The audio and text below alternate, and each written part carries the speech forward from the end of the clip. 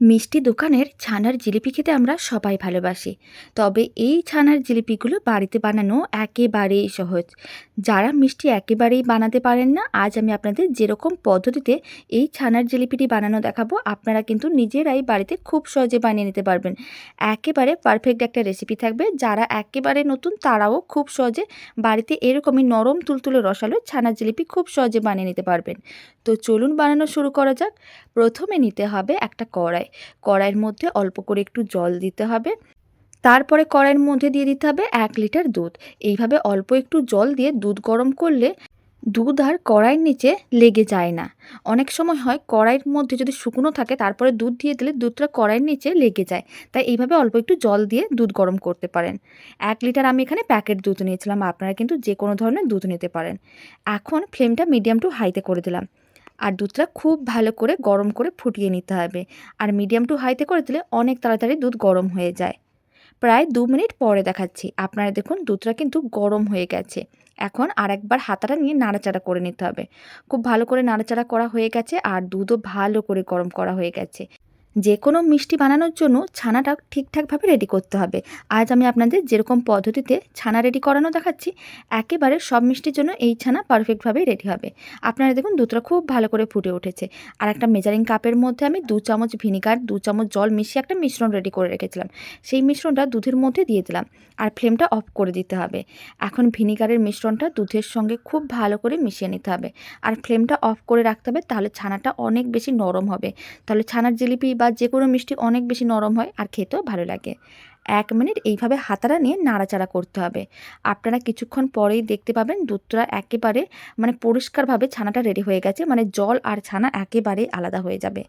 তার জন্য ফ্লেমটা অফ করেই রাখতে হবে আর 1 মিনিটের মতন এইভাবে হাতাটা নিয়ে কন্টিনিউ নাড়াচাড়া করতে হবে। তাহলেই কিন্তু ছানাটা খুব সুন্দরভাবে রেডি হবে। এখন আমি অল্প একটু ছানা তুলে দেখাচ্ছি। আপনারা দেখুন কতটা সুন্দরভাবে রেডি হয়েছে। ছানাগুলো বেশ দলা দলা হয়ে গেছে আর জলটা কিন্তু আলাদা হয়ে গেছে। এবার ছানাগুলোকে আলাদা করতে হবে। তার জন্য এরকম একটা ছাঁকনি নিয়েছি আর একটা বড় যে কোনো পাত্র নিতে হবে। তার উপরে ছাঁকনিটা রেখে দিতে হবে আর ছানাগুলোকে ঠিক এইভাবে ঢেলে দিতে হবে। আপনারা দেখুন ছানাগুলো কিন্তু আলাদা হয়ে গেছে। এবার ওই যে জলটা আপনারা চাইলে রেখে দিতে পারেন আর নাহলে ফেলে দিতে পারেন। এবার ছানাগুলোকে 3-4 বার পরিষ্কার জল দিয়ে খুব ভালো করে ধুয়ে নিতে হবে, যাতে ভিনিগারের কোনো রকমের টক ভাব না থাকে। প্রায় 3 বার আমি খুব ভালো করে ছানাগুলোকে ধুয়ে নিয়েছিলাম। এখন একটা হাতা নিয়েছি। হাতাটা দিয়ে এইভাবে একটু প্রেস করে নেব। এতে ছানার মধ্যে যা এক্সট্রা জল আছে সেই জলগুলো নিচে চলে যাবে। এইভাবে একটু জল ঝরিয়ে নিতে হবে। আর আপনাদের কাছে যদি সময়টা অনেক বেশি থাকে তাহলে কিন্তু আপনারা একটা সুতির কাপড়ের মধ্যে ছানাটা রেখে 3-4 ঘন্টা রেখে ঝুলিয়ে দিতে পারেন, তাহলেও কিন্তু জলটা ঝরে যাবে। যেহেতু সময়টা খুবই কম তাই আমি এইভাবে 2-3 মিনিটের মতন একটু প্রেস করে নিচ্ছি। এতেও কিন্তু খুব সুন্দরভাবে ছানার থেকে জল নিচে পড়ে যায়, জল ঝরানো হয়ে যায়। 2 মিনিট পরে দেখাচ্ছি ছানা থেকে খুব ভালো করে জল ঝরিয়ে নিয়েছি। এবার ছানাগুলোকে একটা বড় যেকোনো একটা পাত্রের মধ্যে নিতে হবে। আমি এখানে বড় একটা প্লেটের মধ্যে নিয়েছি। এখন ছানাগুলোকে খুব ভালো করে মেখে নিতে হবে। প্রায় 4-5 মিনিট ছানাগুলোকে এইভাবে খুব ভালো করে মেখে একেবারে নরম করে রেডি করতে হবে। যত ভালো করে ছানা মাখা হবে তত মিষ্টিগুলো কিন্তু নরম তুলতুলে হবে আর খেতে ভালো লাগবে। ছানার জিলিপি খেতে ভীষণ ভালো লাগে। আর আমাদের বাড়িতে হঠাৎ করে কেউ অতিথি এলে আমি এইভাবে ছানার জিলিপিটা বাড়িতে বানিয়ে আগে থেকেই রেখে দিই। এতে খেতে অনেক বেশি ভালো লাগে। প্রায় 3-4 মিনিট খুব ভালো করে মেখে নিয়েছিলাম। ছানার ডোটা একেবারেই নরম হয়ে গেছে। এখানে আমি 1 লিটার দুধের ছানা নিয়েছিলাম, তাই আমি হাফ কাপের মতন ময়দা দিলাম। এখানে প্রায় 100 গ্রামের মতন ময়দা আছে। এবার আমি দিয়ে দিচ্ছি চা চামচের হাফ চামচের মতন বেকিং পাউডার আর তার হাফ দিয়ে দিচ্ছি বেকিং সোডা। যতটা আমি বেকিং পাউডার নিয়েছিলাম তার হাফ আমি বেকিং সোডা দিয়ে দিলাম। এইভাবেই কিন্তু বেকিং পাউডার আর বেকিং সোডাটা নিতে হবে, তাহলে মিষ্টিগুলো কিন্তু অনেক বেশি নরম তুলতুলে হবে আর রসালো হবে। এখন আমি 1 চামচের মতন দিয়ে দিলাম ঘি। ঘি দেওয়ার কারণে মিষ্টিগুলো খেতে অনেক বেশি ভালো লাগবে। এখন সমস্ত কিছু একসঙ্গে খুব ভালো করে মিশিয়ে নিতে হবে। কোনো রকম জল দেওয়া যাবে না। এইভাবেই কিন্তু সমস্ত কিছু ভালো করে মিশিয়ে একটা ডো বানাতে হবে। ডোটা একটু নরমই হবে, তাহলে জিলিপিগুলো খুব সুন্দরভাবে রেডি হবে। কোনো রকম জল দেওয়া যাবে না। খুব ভালো করে মেখে নিয়েছিলাম। আপনারা দেখুন ডোটা ঠিক এরকমই নরম করেই মেখে নিতে হবে। আপনারা চাইলে ছানার জিলিপির মিশ্রণটার মধ্যে সুজি দিতে পারেন। তবে সুজি দিলে জিলিপিগুলোর মধ্যে একটু দানা দানা দেখায়। আপনারা চাইলে সুজিটা গুঁড়ো করে দিতে পারেন, তবে আজ আমি সুজি ছাড়াই বানানো দেখাচ্ছি। এইভাবে বানিয়ে দেখতে পারেন, ছানার জিলিপি খেতে অনেক বেশি ভালো লাগবে। আর অনেক সময় সুজি দিলে জিলিপিগুলো শক্ত হয়ে যায়, তাই চাইলে দিতেও পারেন, নাও দিতে পারেন। খুব ভালো করে মেখে নিয়েছিলাম, ডোটা রেডি হয়ে গেছে। এবার ডোটা থেকে ঠিক এরকমই সাইজের লেচি কেটে নেব। আপনারা যদি জিলিপিগুলো ছোটো করে বানাতে চান তাহলে লেচিগুলো ছোটো করে কাটবেন, আর যদি বড় করে জিলিপিগুলো বানাতে চান তাহলে লেচিগুলো একটু বড় বড় করে কাটতে হবে। আমি এখানে মিডিয়াম সাইজের লেচি কেটে নিচ্ছি, কারণ জিলিপিগুলো রেডি হওয়ার পরে সাইজটা কিন্তু অনেকটাই বড় হয়ে যায়, তাই মিডিয়াম সাইজের লেচি কেটে নিলাম। সমস্ত লেচিগুলো কেটে নেওয়া হয়ে গেছে। এখন কিচেন স্ল্যাবের ওপরে অল্প করে একটু তেল বা ঘি ব্রাশ করে নিতে হবে, কারণ কিচেন স্ল্যাবের ওপরে জিলিপিগুলো বানাতে সুবিধা হয়। তারপরে আমি একটা লেচি নিয়ে নিয়েছি, ছানার জিলিপি বানানোর যে লেচিগুলো কেটে রেখেছিলাম সেখান থেকে একটা লেচি নিয়ে নিয়েছি। লেচিটাকে নিয়ে ঠিক এইভাবে কিচেন স্ল্যাবের ওপর রাখতে হবে, আর এইভাবে রোল করে একটা দড়ির মতন করে বানিয়ে নিতে হবে। একটু মোটা দড়ির মতন করে লেচিটাকে বানিয়ে নিয়েছিলাম। এখন এইভাবে ঠিক ফোল্ড করে নিতে হবে, তাহলেই ছানার জিলিপি রেডি হয়ে যাবে। আপনারা দেখুন ঠিক এইভাবে ফোল্ড করতে হবে, আর মুখগুলোকে খুব ভালো করে আটকে দিতে হবে যাতে ভাজার সময় খুলে না যায়। এই জিলিপিটা রেডি হয়ে গেছে, এখন এক সাইডে রেখে দিচ্ছি। সমস্ত জিলিপিগুলো রেডি করে নিয়েছিলাম, এখন জিলিপিগুলোকে ভেজে নিতে হবে। তার জন্য একটা কড়াইকে গ্যাসের ওভেনের ওপরে বসিয়ে দিয়েছি। কড়াইয়ের মধ্যে দিয়ে দিচ্ছি বেশ কিছুটা পরিমাণ সাদা তেল। এবার তেলটা খুব ভালো করে গরম করতে হবে, ফ্লেমটা মিডিয়াম টু হাইতে করে দিচ্ছি, এতে তেলটা খুব তাড়াতাড়ি গরম হয়ে যাবে। কারণ ফ্লেমটা হাইতে রেখে তেলটাকে খুব ভালো করে গরম করতে হবে, তারপরে ফ্লেমটা একেবারেই লোতে করে দিতে হবে। আর জিলিপিগুলো এক একটা করে দিয়ে দিতে হবে। সমস্ত জিলিপিগুলো একসঙ্গে ভাজা যাবে না, প্রথমে বেশ কয়েকটা জিলিপি গরম তেলের মধ্যে দিতে হবে। যখন এই জিলিপিগুলো ভাজা হয়ে যাবে তারপর সেকেন্ড ব্যাচে আবার বাকি জিলিপিগুলো ভাজতে হবে। একসঙ্গে সমস্ত জিলিপি ভাজলে কিন্তু সমস্ত জিলিপিগুলোই ভেঙে যাবে। এইভাবে কয়েকটা জিলিপি আমি গরম তেলের মধ্যে দিয়ে দিয়েছিলাম। এখন 1 মিনিট এইভাবে রেখে দিয়েছিলাম। 1 মিনিট পরে জিলিপিগুলোকে একটু এইভাবে আলতো করে আলাদা করে নিচ্ছি, তাহলে কি হবে, জিলিপিগুলো তেলের উপরে ভেসে উঠবে।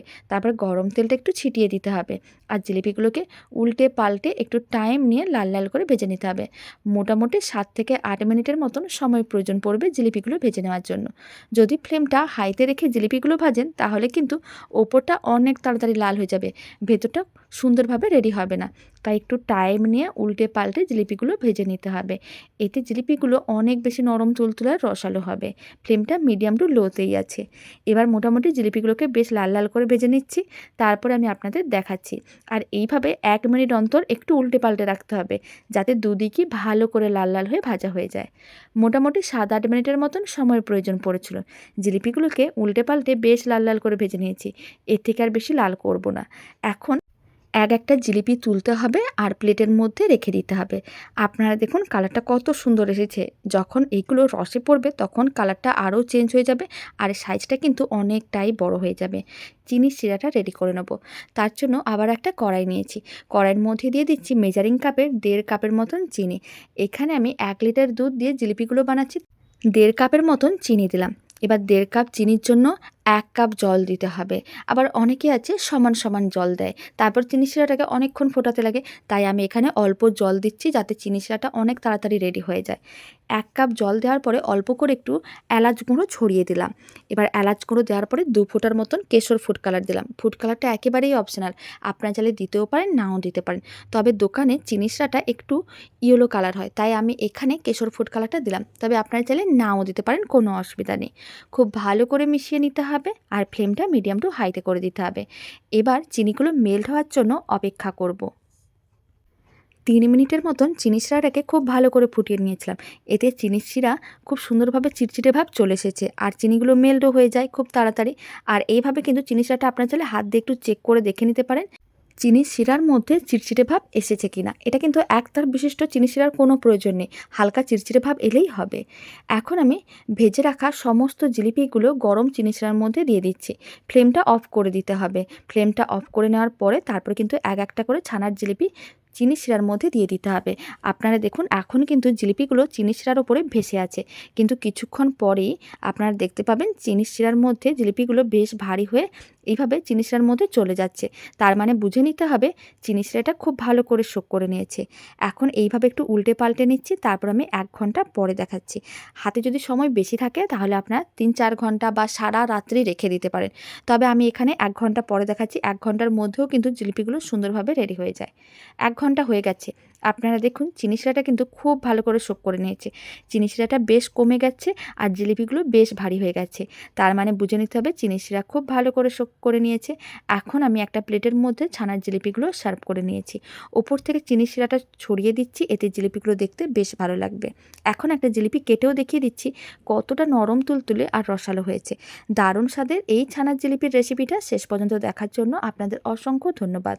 ভালো লেগে থাকলে আপনারা যদি ফেসবুক থেকে রেসিপিটা দেখছেন পেজটিকে ফলো করে নেওয়ার অনুরোধ রইল। ইউটিউব থেকে দেখলে চ্যানেলটি সাবস্ক্রাইব করে নেওয়ার অনুরোধ রইল। পাশে থাকা বেল আইকনটি প্রেস করে নেবেন নতুন রেসিপির আপডেট সবার আগে পাওয়ার জন্য। তো চলুন ভিডিওটা আমি এখানেই শেষ করছি। আপনারা সবাই ভালো থাকবেন, সুস্থ থাকবেন। আপনাদের সঙ্গে আবার নতুন রেসিপি নিয়ে দেখা হচ্ছে।